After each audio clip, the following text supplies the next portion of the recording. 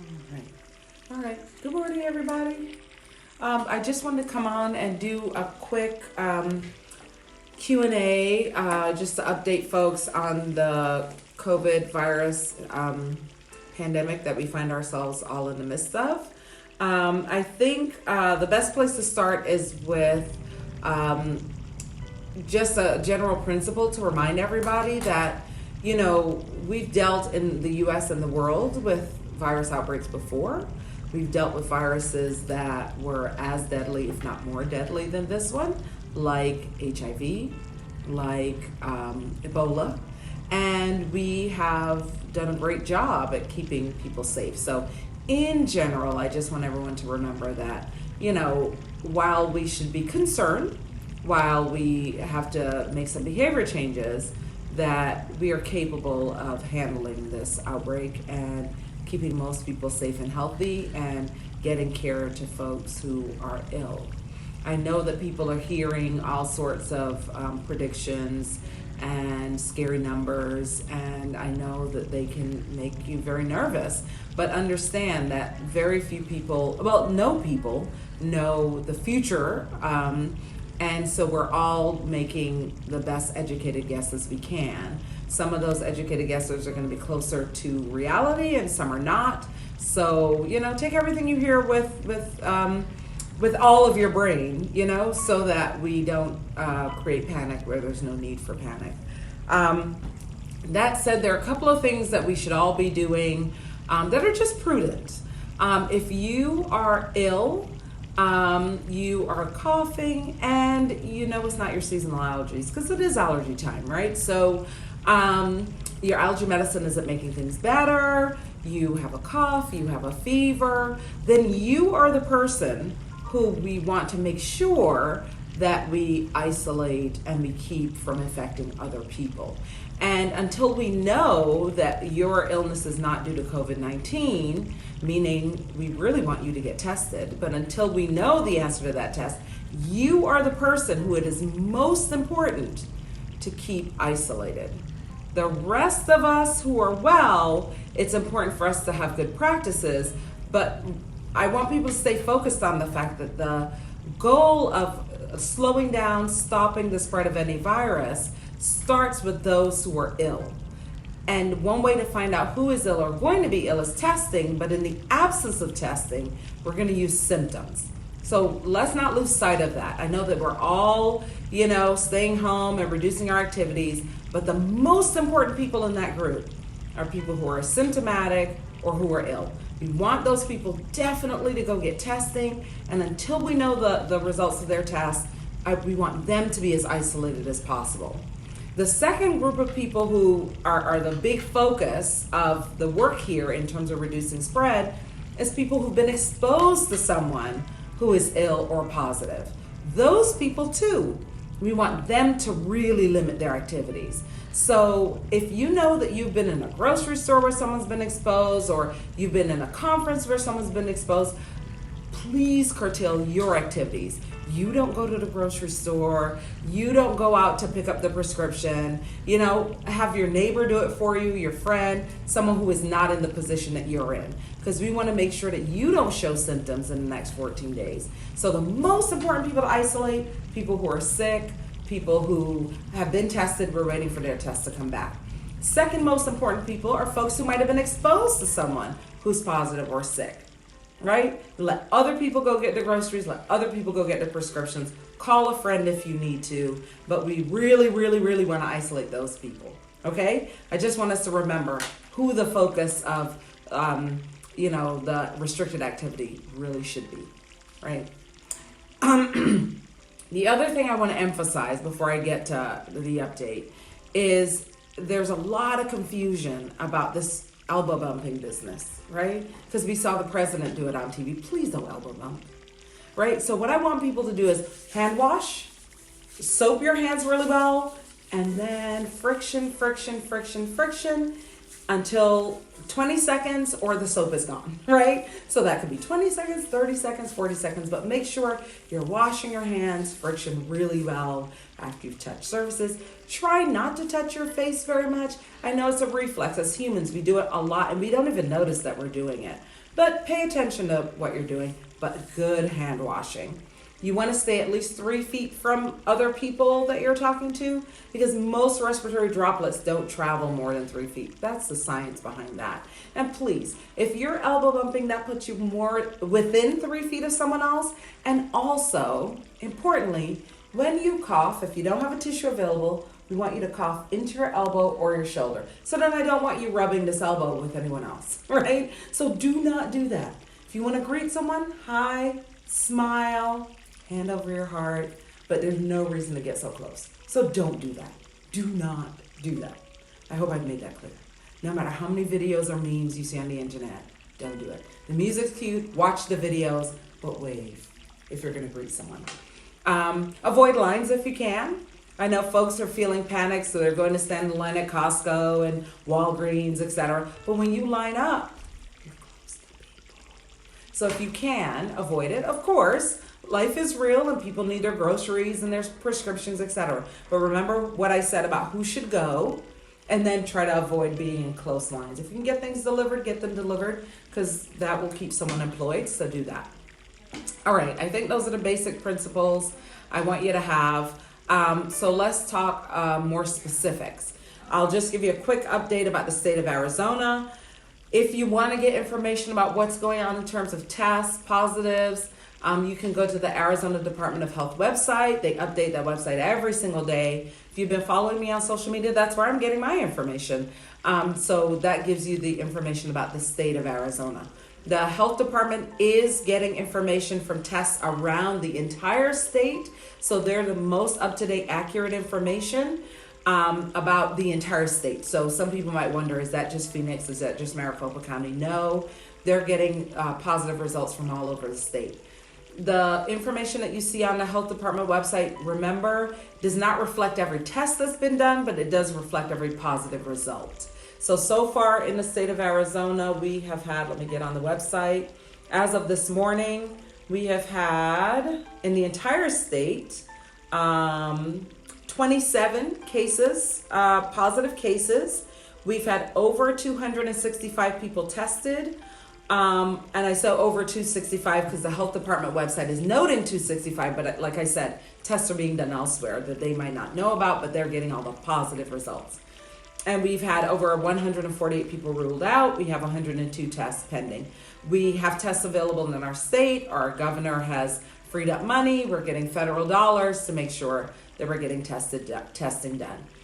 So if you are one of the people who feels like you need testing, you are coughing, you have a fever, etc., couple of things. On our website, we have, and we send out by email to all our patients, a website for a symptom checker, where you can look at what symptoms are you having, and then it gives you some guidance on, do you need to go get tested now? Do you need to go to the ER, etc. So I recommend that you use that symptom checker. If at the end of using that symptom checker, you require testing, you could go to the health department, and I'm talking to people obviously here in Arizona. You can go to the health department or call first, please. Or you can go to Banner Urgent Care and call first. I'm certain that on their voicemail, they will give you further instructions. But testing is available. Testing is not available at your lab, so your lab or your Sonora class, because we want to keep those people healthy to be able to do labs. So we don't want to have a lot of sick people going and then they get infected. So definitely call either your health department or call Banner Urgent Care. You could call your local emergency room because they will give you instructions on where to go. Tests are available, you can get them, but please don't walk in. So give a call first so that we can appropriately triage you and make sure that you get the right care. Okay, there's no reason for anybody to panic. You can get tested if you need it, but we just need to follow some algorithms. We have to remember it's cold, flu, and allergy season, so you're most likely going to have a cold or the flu or an allergy. And once we've ruled those things out, then we would test you for this virus. But we want to make sure that you get that care. The other thing that I wanted to say, don't forget flu. It is flu season, and flu has killed more than 16,000 Americans to date. So flu is still a big danger. So we want to do all these precautions against infection to protect you against flu. If you haven't been vaccinated against flu, please get vaccinated. because we even less want you to get sick from flu now, because we anticipate that we need to take care of people who may have this new virus. So please get vaccinated if you have flu, especially if you're pregnant. Now, I want to tackle I think I've tackled the questions for you in terms of, if you're sick, what do you do? How to triage, where to go. But I know we've been having some questions come in from pregnant patients. I have a blog online that's on our website that has a bunch of questions for pregnant ladies, but I just want to reassure you that so far, and again, this virus is new, we're learning as we go along, we have not been seeing any more severe disease in pregnant women than we have in people who are not pregnant. That is actually good news, because the last time we had a pandemic, that we could not say that was not the case. So that is good news that we're not seeing more severe disease in pregnant women. Pregnant women are susceptible like the rest of us are. So pregnant women, like the rest of us, need to take the precautions that I talked about in terms of hand washing and having distance from other people. If you are pregnant, though, make sure that you talk to your doctor about your particular risk, because pregnant women, like everybody else in the society, can have some conditions that put them in a different category. So we want to make sure that you know what your individual level of risk is. So definitely talk to your OBGYN, talk to your maternal fetal medicine doctor to make sure that you know what your risk is. But in terms of the young, healthy, no other medical problems woman who is pregnant, we don't see any more severe disease for you. We also have not seen that if you get this virus and you're pregnant, that you give it to your baby while you're pregnant. And that's actually as we expect. What we know is that typically when women get pregnant, if they get a virus, they will help their baby develop, and they will share their antibodies with their baby, but they tend not to share the virus. Thank goodness, so far, it's looking like that's the case for this virus as well. We've had cases of a few infants who got the virus, and they have done well. It seems like they got it from just being alive in the world, and they have done well and not seem to be getting more severe disease than others. So that's good news as well. So from those perspectives, pregnant women need to take the same precautions. Definitely, if you're ill, follow the same precautions that we would say for other people. Let me pause here and see if any of you have been asking questions, and I'll answer those. Let's see. I can't see the questions, so someone else is looking at them for me. And I hope you guys are, taking care of your mental health. So let's not forget that in all this. People are stressed because they can't go to work. Their kids are home, which is always a stressor, virus or no virus. And so your mental health is important. So for you and your kids, we want you to remember, take a few minutes in the morning to do a meditation with your children, actually. Have some quiet time. Have times where you do some activities, some physical things, jumping jacks, or do a yoga video at home. Make sure you're getting that exercise, and even if you have to be at home. Exercise, jumping jacks, jump rope, hula hoop. Hula hoop is a fun exercise to do at home, even if you do it poorly, like me. My mom, who's 70-something, can hula hoop like the best of them. I can't do it to save my life.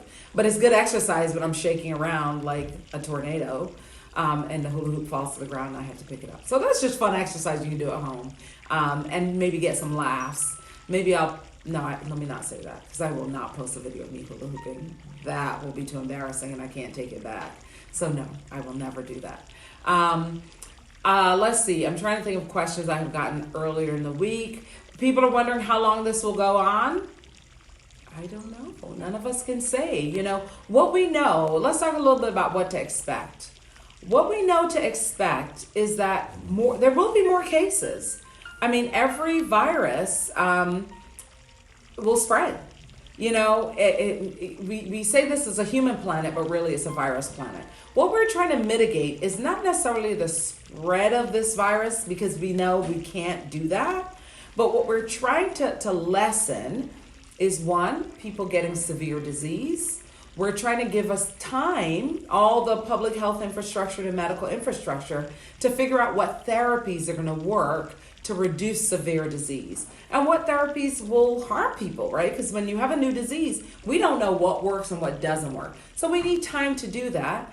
And also, we want time to so that the healthcare system doesn't get overwhelmed, so that we can triage folks and get them the tests that they need, treat them, get them well, and take care of people in a time-wise fashion. I mean, all resources are limited, so we want to make sure that we have time to get the limited resources to folks who need it. So the goal is not to prevent this virus from spreading at all. We know we can't do that. What we want to do is make sure that people are treated appropriately and give ourselves time to develop the therapeutics and to be able to use resources for people who need them in a measured way. So it's super important that people who are ill, you get you tested, you stay home if you're not, until we know that you're free of this virus. Folks who've been exposed, we keep them away from other people until we know that they won't spread the virus. And the rest of us, like we've already done, we limit big venues where we can inadvertently spread the virus. So we don't know how long this period of intense activity will last.